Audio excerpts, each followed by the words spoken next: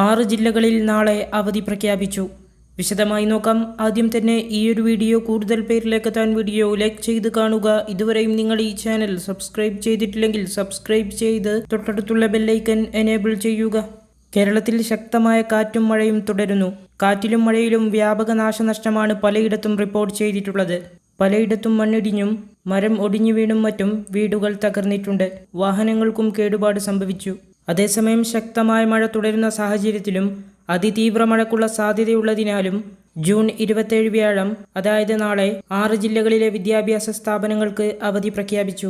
5 ജില്ലകളിൽ പൂർണ്ണമായും 1 ജില്ലയിൽ ഭാഗികമായുമാണ് അവധി പ്രഖ്യാപിച്ചത്.